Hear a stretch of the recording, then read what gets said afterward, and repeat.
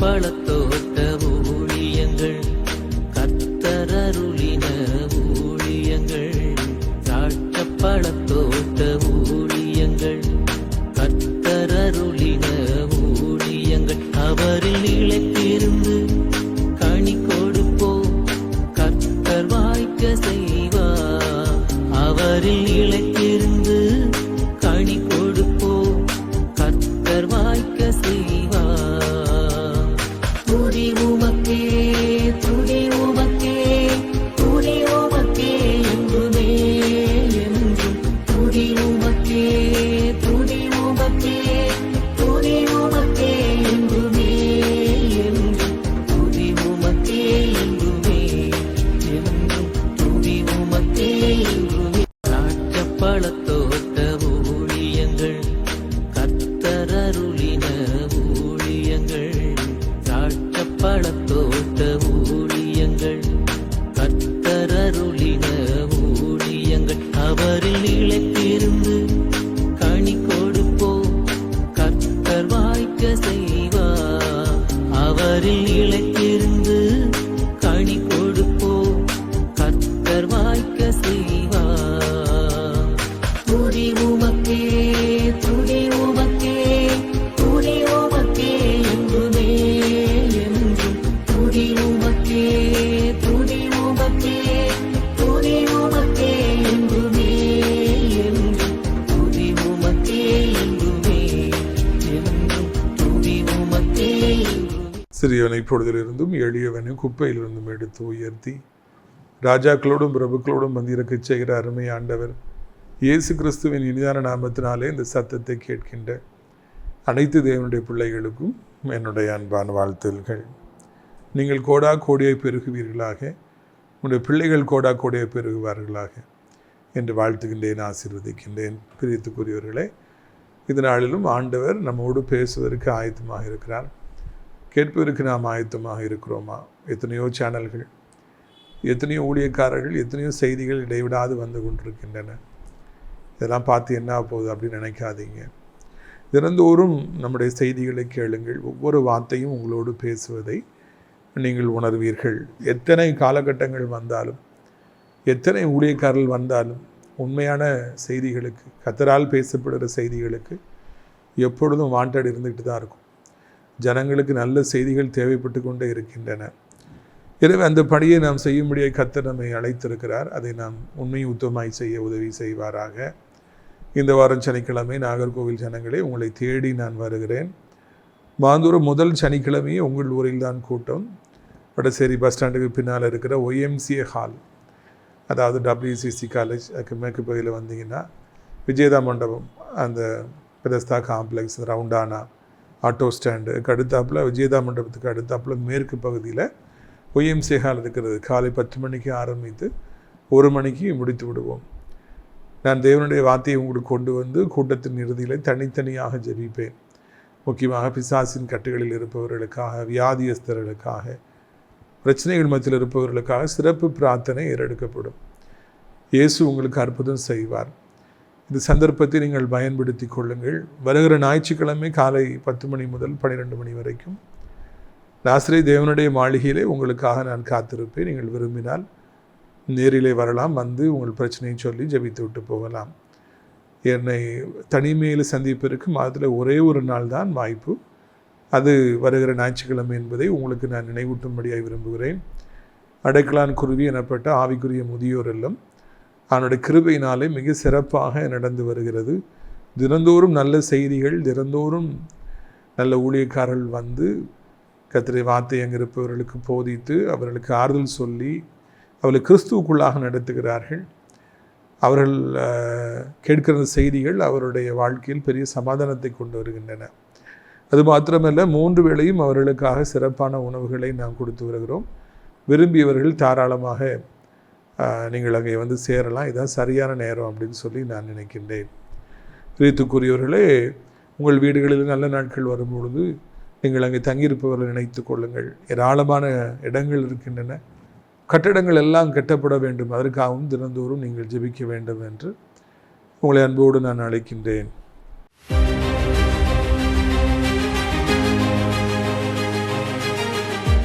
பிரியத்துக்குரியவர்களே, ஏசாயா 61 எழும்பி பிரகாசி, உன் ஒளி வந்தது, கர்த்தருடைய மகிமை உன்மேலே உதித்தது. யார் தேடி வந்தாலும் இன்றைக்கு வீட்டுக்கு பின்னால் போய் ஒளிந்து கொள்ளுகிறீர்களா? யார் இந்த செமினாரை எடுக்கிறீர்கள் என்றால் நான் வரவில்லை என்று கொண்டு போவதைப் போல நீங்கள் பதறுகின்றீர்களா? முன்பாய் நின்று பேசி என்றால் வேண்டவே வேண்டாம் என்று ஓடுகிறீர்களா? ஊழியமா, ஐயோ மைக்கு பிடிக்கணும், அதெல்லாம் எனக்கு ஆகாது சாமின்னு சொல்லி ஓடுறீங்களா? இல்லவே இல்லை. கர்த்தர் உங்களை தாயின் கருவிலேயே தெரிந்து கொண்டார். தன்னுடைய அபிஷேகத்தையும் தன்னுடைய பலத்தையும் தன்னுடைய கிருபை இரக்கத்தையும் தருகின்றார்.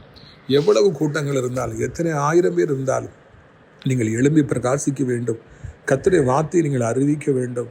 நீங்கள் இந்த உலகத்தையே அசைக்க வேண்டும். அப்படிப்பட்ட கிருபைகளை உங்களுக்கு தர வேண்டும் என்று சொல்லி கர்த்தர் விரும்புகிறார். இந்த நாளிலே ஆண்டவர் உங்களை ஆசீர்வதிப்பார். உங்களுடைய பயம், உங்களுடைய கூச்ச சுபாவம், வெக்கம் எல்லாத்தையும் தூக்கி தூர போடுங்க. தாழ்வு மனப்பான்மையை தூக்கி தூர போடுங்க. எழும்பி பிரகாசிங்க. ஆண்டவர் ஆசீர்வதிப்பார்.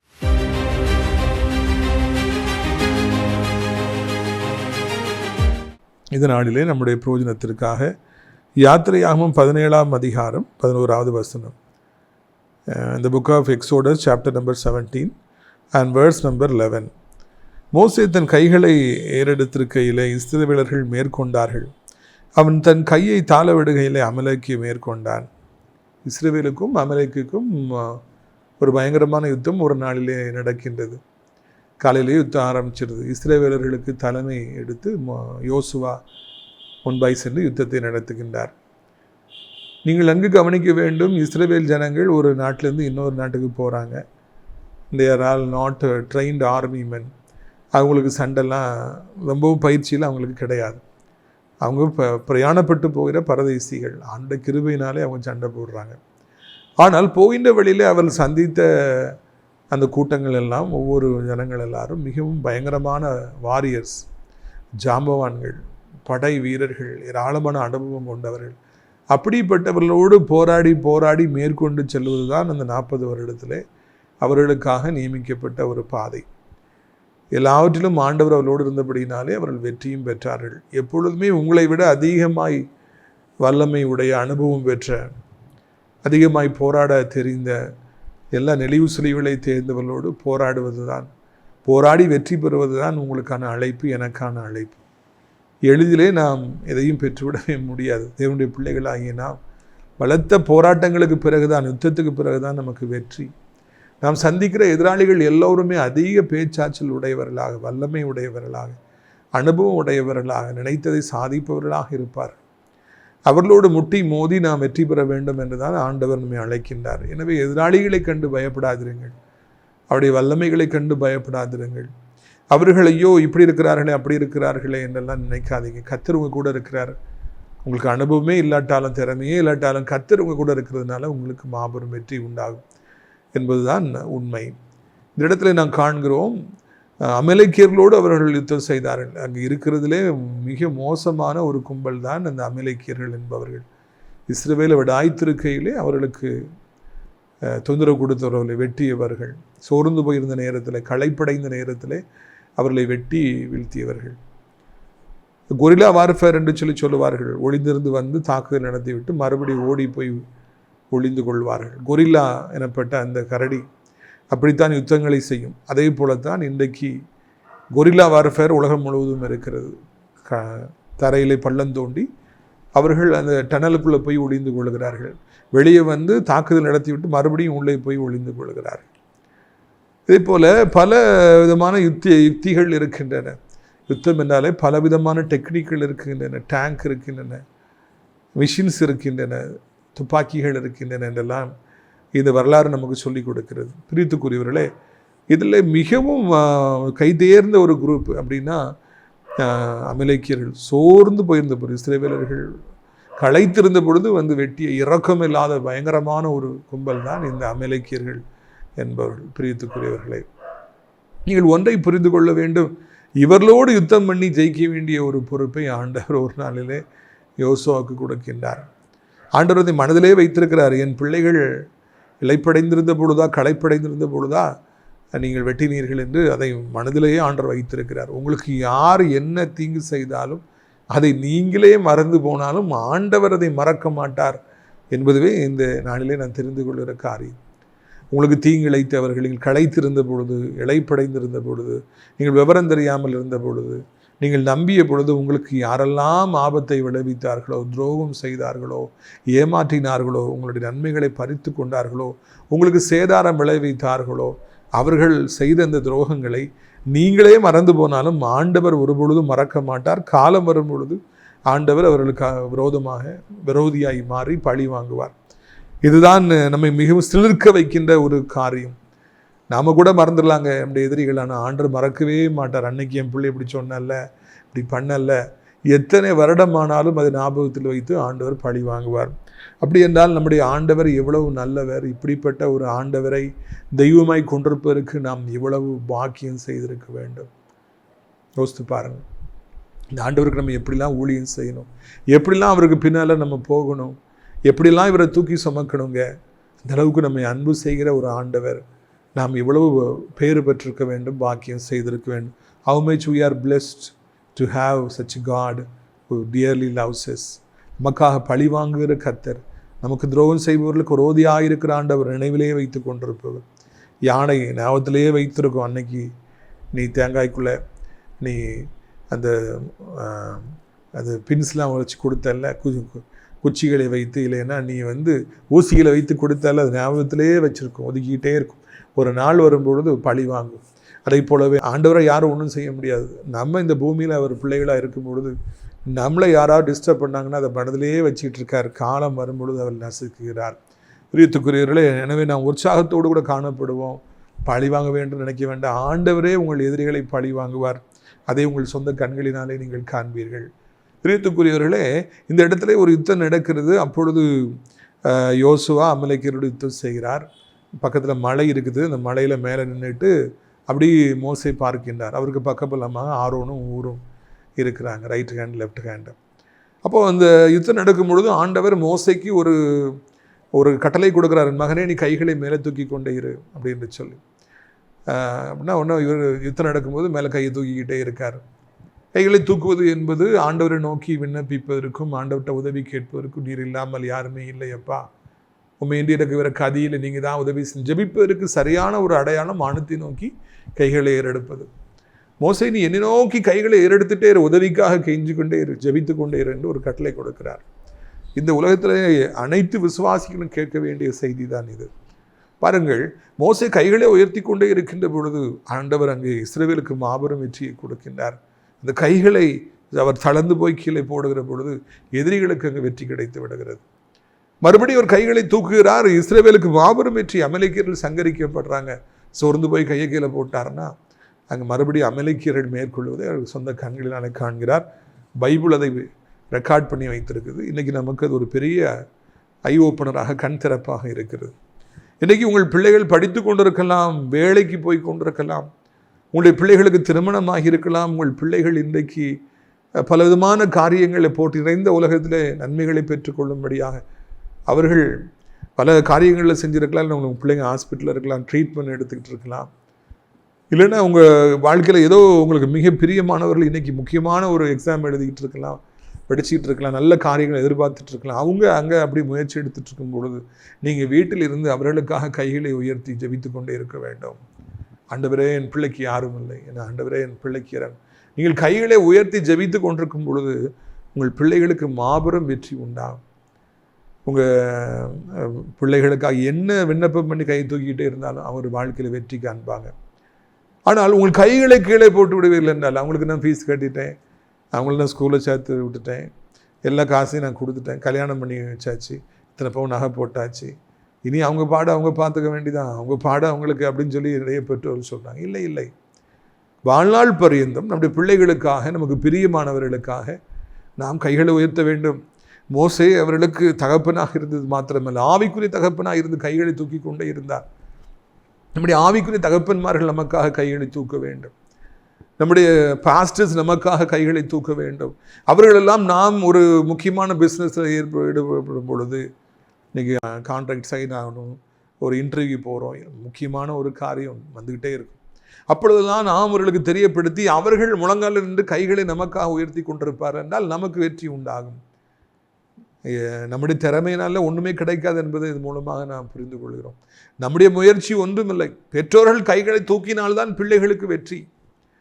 ஆவிக்குரிய தகப்பன்மார்கள் கைகளை தூக்கினால்தான் ஆவிக்குரிய பிள்ளைகளுக்கு வெற்றி. பாஸ்டர் கை தூக்கினாதான் சபைக்கு வருகிறவர்களுக்கு வெற்றி, இல்லை என்றால் வெற்றி கிடையவே கிடையாது என்பதை இந்த சம்பவம் மிக அழகாக துல்லியமாக நமக்கு சுட்டித்து காண்பிக்கின்றது. இன்றைக்கு உங்களுக்காக எத்தனை பேர்கள் கைகளை தூக்கி கொண்டிருக்கிறாங்க? உங்கள் அம்மா அப்பா உங்களுக்காக ஜெபிக்கிறாங்களா? உங்கள் ஆவிக்குரிய தகப்பன்மார்கள் உங்களுக்காக ஜெபிக்கிறாங்களா? பாஸ்டர்ஸ் உங்களுக்காக ஜெபிக்கிறாங்களா? நண்பர்கள் உங்களுக்காக ஜெபிக்கிறாங்களா? தாய்மார்கள் உங்களுக்காக ஜெபிக்கிறாங்களா என்பதுதான் மிக முக்கியமான காரியம். அவர்களுடைய ஜெபமின்றி நமக்காக யாரோ ஒருவர் ஜெபிக்காதபடிக்கு நம்முடைய வாழ்க்கையில் துளியளவும் நமக்கு வெற்றி கிடையாது. வியாதி நம்மை மேற்கொண்டு விடுகிறது, கடன் பாரங்கள் நம்மை மேற்கொண்டு விடுகிறது, கவலைகள் மேற்கொண்டு விடுகிறது. போட்டி நிறைந்த உலகத்தில் பிஸ்னஸ் பண்ணும்போது கர்த்தரை அறியாதவங்க நம்மளை மேற்கொண்டுறாங்க. விபத்துகள் நம்மை மேற்கொண்டு விடுகிறது, சோர்வுகள் நம்மை மேற்கொண்டு விடுகிறது, கடன் பாரங்கள், வட்டி கடன்கள் நம்மை மேற்கொண்டு விடுகிறது. காரணம் என்ன? நமக்காக போதுமான அளவு அங்கே ஜெபம் இல்லை என்பதைத்தான் இதன் மூலமாக தெரிந்து கொள்கிறோம். நம்முடைய முயற்சியில் வெற்றி பெறவே முடியாது. நமக்காக ஜெபிக்கப்படுகிற ஜெபங்கள் தான், ஏறெடுக்கப்படுகிற ஜெபங்கள் தான் நிச்சயமாக நமக்கு வெற்றியை கொண்டு வரும் என்பதை உங்களுக்கு தாழ்மையோடு கூட நான் நினைவூட்ட விரும்புகிறேன். இல்லையா? அம்மா நான் எக்ஸாம் போகிறேன், எனக்கா ஜெபம் பண்ணிக்கிங்க. அப்பா இன்றைக்கி ஒரு முக்கியமான ஒரு டீலிங் இருக்குப்பா, எனக்கா ஜெபம் பண்ணிக்கிடுங்க. பாஸ்டர் இன்றைக்கி நான் இந்த லைஃப்லேயே ஒரு முக்கியமான காரியம் இன்றைக்கி இருக்குது, எனக்கா ஜெபம் பண்ணிக்கிங்க. ஆவிக்குரிய தகப்பன்மார்களை அழைத்து, ஐயா எனக்கா ஜெபித்து கொள்ளுங்கள். உண்மை வாழ்க்கையில் நம்ம நேசிக்கிற அந்த பிள்ளைகளிடத்தில் போயிட்டு நம்ம சொன்னோன்னா அவங்க உண்மையாக வீட்டில் உட்கார்ந்து கைகளை தூக்கிக்கிட்டே இருப்பாங்க, நமக்காக ஜெபிச்சுக்கிட்டே இருப்பாங்க. அந்த ஜெபம் பரலோகத்துக்கு போகும், அவனுடைய காதுகளில் கேட்கும். உடனடியாக ஆண்டவர் அங்கே மிகப்பெரிய காரியங்களை செய்வார், அற்புதங்களை செய்வார் என்பதை நாம் மறந்து போகவே கூடாது. உங்களுக்காக யாரும் எனக்கு ஜெபிக்க வேண்டான்னு அற்பமாக நினைக்காதீங்க, ஒரு மாதிரி பேசாதீங்க. யார் ஜோம்னாலும் ஜோம்ட்டாலும் எனக்கு வெற்றி தான் அப்படின்னு சொல்லி நினைக்காதீங்க. ஊழியக்காரர்கள் அப்புறமா நினைக்காதீங்க. ஆவிக்குரிய தகப்பன்மார்கள் அவசியம் என்பதை புரிந்து கொள்ளுங்க. அப்பா அம்மாவுடைய ஜெபம் நமக்கு மிகப்பெரிய ஒரு கவசம் என்பதை மறந்து விடாதீங்க. அப்பா அம்மா ஜெபம் ரொம்ப முக்கியம். தாயார் என்னை இரவு முழுது நான் தூங்க போகும்போது ஜோம்னிட்டு தான் போவாங்க. கொஞ்சம் உடம்பு செல்லம்மா அப்படின்னு சொன்னால் கூட வந்து ஜோம்னி விடுவாங்க. அந்த ஜெபத்தினால தான் இன்றைக்கி நாங்கள்லாம் இவ்வளோ ஸ்ட்ராங்காக இருக்கிறோம். எவ்வளவோ வியாதிகள் வந்த பொழுது என் குடும்பம் இன்றைக்கு நிற்கிறது என்றால் தாயாருடைய ஜெபம். எங்கள் தாயார் எங்களுக்காக கண்ணீரோடு ஜெபிக்கிற ஜெபம் அதுதான் எங்களை வாழ வைத்திருக்கிறது. பிரியத்துக்குரியவர்களே, நீங்களும் கூட உங்களுடைய பெற்றோர்கள், ஆசிரியர்கள் மற்றும் ஆவிக்குரிய தகப்பன் மற்றும் பாஸ்டர்ஸ் ஜெபிக்க சொல்லுங்கள். பார்த்தீங்கன்னா அவர் 12 மோசையின் கைகள் அசந்து போயிற்று. அப்பொழுது அவர்கள் ஒரு கல்லை கொண்டு வந்து அவன் கீழே வைத்தார்கள். அதில் அவன் உட்கார்ந்தான். ஆரோனும் ஊரும் ஒருவன் ஒரு பக்கத்தில் மற்றொருவன் மறுபக்கத்தில் இருந்து அவன் கைகளை தாங்கினார்கள். அப்போ வந்து வெற்றி பெற்றார்கள்னு சொல்லி பார்க்குறோம். ஒரு சமயத்துக்கு மேலே மோசையால் கையை தூக்க முடியலைங்க. வயதான மோசே பாவம். உடனே ஆரோனும் ஊரும் ஒரு கல்லை போட்டு உட்கார வச்சு ஆளுக்கு ஒரு கையை பிடிச்சிக்கிறாங்க. பொறுமையாக பிடிச்சிக்கிட்டே நிற்கிறாங்க. மோசே கைகள் மேலேயே இருக்குது. உடனே ஆண்டவர் வெற்றி கொடுத்தார். கை சோர்ந்து போகிறது ஒரு இயல்பான காரியம், சகஜமான காரியம். ஆனால் அப்படி சோர்ந்து போயிட்டுன்னு சொல்லி கீழே போட்டால் தோல்வி தான். அதில் காம்ப்ரமைஸே ஆண்டவர் வைக்கல. நீ தூக்குன கையை தூக்குனா வெற்றி. உடனடியாக ஆரோனும் ஊரும் உண்மையாய் வந்து அந்த கைகளை தூக்கி பிடித்தார்களாம். உன்னுடைய பெற்றோர்கள் சில நேரங்களில் சோர்ந்து போவாங்க தெரியுமா? வியாதிப்படுவாங்க. வயசாக வியாதி, பலகீனம், கவலை, அந்த கவலை இந்த கவலை. அவைக்குரிய தகப்பன்மார்களுக்கு 1000 பிரச்சனைகள். நம்முடைய பாஸ்டர் எவ்வளவோ துன்பங்களின் மத்தியில் தான் அவர்கள் சிரித்து கொண்டே ஊழியங்களை செய்கிறார்கள். ஒவ்வொரு ஊழியக்காரனுடைய வாழ்க்கையும் பக்கத்தில் போய் பாருங்கள். அவருடைய குடும்பங்கள் இருக்கிற சூழ்நிலைகளை பாருங்கள், அவருடைய சரீரத்தை பாருங்கள். 1000 பிரச்சனைகள் அவர்களை ஆண்டு கொண்டிருக்கிறது. அதன் மத்தியிலும் அவர்கள் நமக்காக ஜெபிக்கின்றார்கள், நமக்காக போராடுகிறார்கள். சில நேரங்களில் அவர்கள் சடைந்து போவார்கள், சோர்ந்து போவார்கள். நாம் அவர்களை தேடி சென்று அவர்களை தாங்கி பிடிக்க வேண்டும். பாஸ்டர்ஸை தாங்கி பிடிக்கணும், அம்மா அப்பாவை தாங்கி பிடிக்கணும். அவங்களுக்கு சாப்பாடுக்கு எல்லாத்தையும் நம்ம வாங்கி கொடுக்கணும், அவங்களுக்கு ட்ரெஸ் எல்லாம் வாங்கி கொடுக்கணும். அவங்க செலவுக்கு நம்ம நிறைய காசை தாராளமாக கொடுக்கணும். அம்மா அதுக்கு காசு வேணுமா, இதுக்கு காசு வேணுமா, பாஸ்டர் இதை வச்சுக்கிங்க, பிரதர் எவ்வளோ எங்களுக்கு ஜோம் பண்ணுறீங்க, இதை வைத்துக்கொள்ளுங்க, இதை வைத்து தாராளமாக நீங்கள் செலவு பண்ணுங்கள், விருப்பப்படி எதுக்குனாலும் நீங்கள் செலவு பண்ணுங்கள் என்று அவருடைய கைகளை நான் தாங்க வேண்டும், நான் பிடித்து கொள்ள வேண்டும். நம்முடைய வாழ்வில் யாரெல்லாம் நம்ம நேசிக்கிறாங்க, நமக்காக ஜெபிக்கிறாங்கன்னு நமக்கு தெரியும். அவர்களை தாங்க வேண்டிய ஒரு கட்டாயம் நமக்கு இருக்கிறது. அவருடைய கண்ணீரினாலும் ஜெபத்தினாலும் நம்மை அவர்கள் பாதுகாக்கிறாங்க. அவர்களை தாங்கி பிடிக்க வேண்டிய அவசியம் நமக்கு இருக்கிறது. வெளிநாட்டில் இருக்கலாம், வெளியூரில் இருக்கலாம், போய் கொடுங்க, அந்த ஐயாட்ட போய் கொடுங்க, அந்த ஃப்ரூட்ஸை கொடுங்க. ஸ்வீட்ஸை கொடுங்க, சாப்பாட்டுக்கு நீங்கள் வாங்கி கொடுங்க, நான் காசு கொடுக்குறேன், அவங்களுக்கு செலவுக்கு போய் காசு கொடுங்க, நான் ஜிபே பண்ணுறேன் என்று அவர்களை நான் தாங்குவோம் என்றால் அது மிகவும் ஆசீர்வாதமானதாக இருக்கும் அல்லவா என்பதை மறந்து போகாதிருங்க. ஒரு மாபெரும் வெற்றி யோசுவாவுக்கு கிடைத்தது. ஆனால் பின்னால் மோசே கையை தூக்கிக்கிட்டு இருந்தார். அதுக்கு பின்னால் அந்த ஆரோனும் ஊரும் இருந்து கையை பிடிச்சிக்கிட்டே இருந்தாங்களாம். இந்த 3 பேரும் இல்லாதபடிக்கு இவ்வளவு பெரிதான வெற்றி கிடைக்கவே கிடைக்காதல்லவா. எனவே நீங்கள் மோசையும் தாங்குங்கள், ஆரோனையும் ஊரையும் கூட மறந்து விடாதிருங்கள். பாருங்கள், அதில் 14ஆம் வசனம் இப்படி சொல்லுகிறது, பின்பு கர்த்தர் மோசையை நோக்கி, இதை நினைவு கூறும் பொருட்டு ஒரு புஸ்தகத்தில் எழுதி யோசுவாவின் செவி கேட்கும்படி வாசி, அமலேக்கை வானத்தின் கீழங்கு இராதபடிக்கு நாசம் பண்ணுவேன். அப்புறம் அவர் யெகோவா நிசின்னு ஒரு பழிபெடுத்து கேட்டுறார். பார்த்தீங்களா, அமலேக்கு இருக்கக்கூடாது, நான் அழிப்பேன். அந்த அளவுக்கு வைராக்கியமாக இருந்தார். உங்கள் எதிரிகள் இந்த பூமியில இருக்கக்கூடாது, அவர்களை கருவறுப்பேன் என்று ஆண்டவர் சொல்லுகிறார்.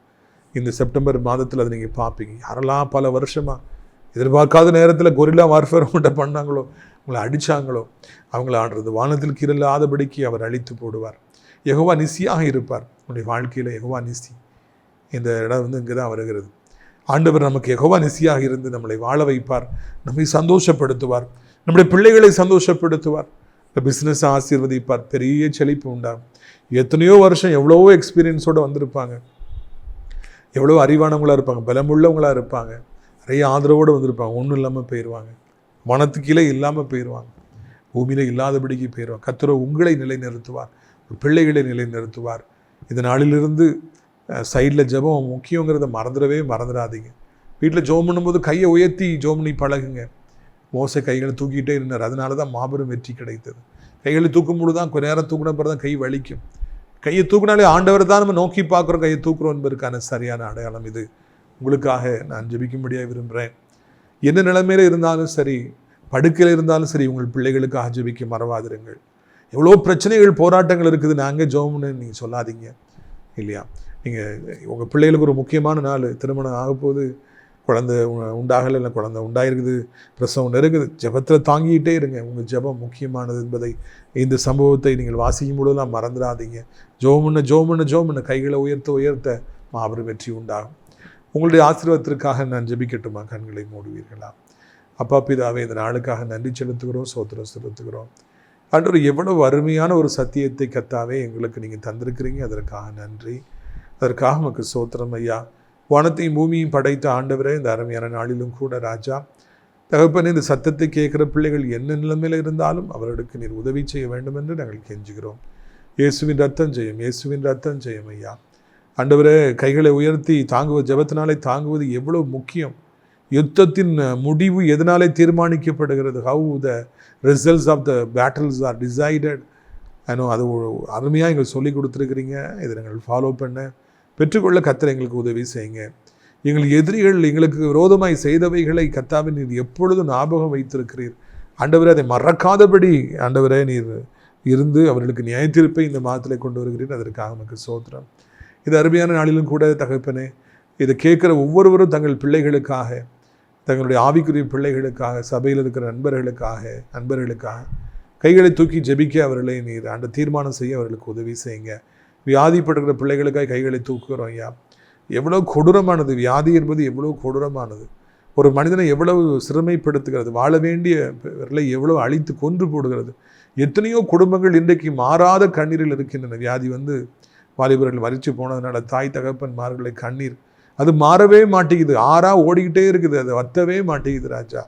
எனவே இந்த நாட்களில் வாலிப வயதில் யாரும் மறித்து விடாதபடி, வியாதினாலே விபத்தினாலே மறித்து விடாதபடி இரட்சகா நீரே அவர்களை தாங்கிக் கொள்ள வேண்டும் என்று சொல்லி கெஞ்சி மன்றாடுகிறோம் ராஜா.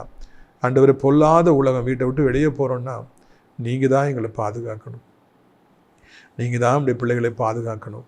ஆண்டவரை, வறுமை கோட்டு கீழாக எவ்வளோ பேர் இருக்கிறாங்க, பணம் இல்லை, எவ்வளோ போராடி பார்த்தாலும் வெற்றி பெற முடியல, வேலை கிடைக்கல, வேலையில் நிம்மதி இல்லை, வேலையை விட்டு தூக்க போகிறாங்க, கடன் ரொம்ப அதிகரிச்சிருச்சு, வட்டி அதிகரிச்சிருச்சு, தேவைகள் அதிகரித்து விட்டது, வருமானமே இல்லை என்கிற நிலைமையில் எவ்வளோ பேர் இருக்கிறாங்க. எங்கள் முற்பிதாக்கள் வானத்தை நோக்கி பார்த்த பொழுது அவர்களுக்கு தேவையானவைகளை வானத்திலிருந்து கொடுத்தீங்க, மன்னாவாக இருக்கட்டும் எல்லாத்தையும் கொடுத்தீங்க. அதே போல் உடைய பிள்ளைகளுக்காக வானத்தை நோக்கி பார்க்கிறோம் தகப்பனே. நீங்கள் எப்படியாவது மனம் இறங்கி உடைய பிள்ளைகளுக்கு எல்லாவற்றையும் கொடுத்து கடன் பாரங்களை நீக்கி வருமானத்துக்கான வழிகளை உண்டாக்கி ஒவ்வொரு மாதமும் ஒவ்வொரு நாளும் மீதம் எடுக்கத்தக்கதாக உதவி செய்யுங்க. அனைத்து தேவைகளையும் கர்த்தாவே நீங்கள் சந்திங்க. இயேசுவின் நாமத்தில் பிள்ளைகளுக்கு ஒன்றும் குறைபடாதபடி கர்த்தாவே நீங்கள் பாதுகாத்து கொள்ளுங்க. வானத்தையும் பூமியும் படைத்த கர்த்தர் திருநாமத்தினாலே ஆண்டவரே ஸ்தோத்திரம் ஐயா. ஷிபாரா பாலாரா ரூபாலா கபானா கரானா துபாரா எல்லா செய்வனைகள், ஏவல்கள், பிலிசுனியங்கள், சாபங்கள், அது தொடர்ந்து வருகிற பொல்லாத கிரிகள் எல்லாம் அழிந்து போகட்டும். ஆண்டவரே வயதானவர் கீழே விழுந்து விடாதபடி 2 கைகளால் ஏந்தி கொள்ளுங்க. ஆண்டவரே வாலிபத்தின் பிள்ளைகள் மொபைல் ஃபோனுக்கும் போதை பழக்கங்கள் கஞ்சாவிற்கும் ஆண்டவரே அடிமைப்பட்டிருப்பதை பைக்கு வேகமாய் ஓட்டுறதை பார்க்குறோம்.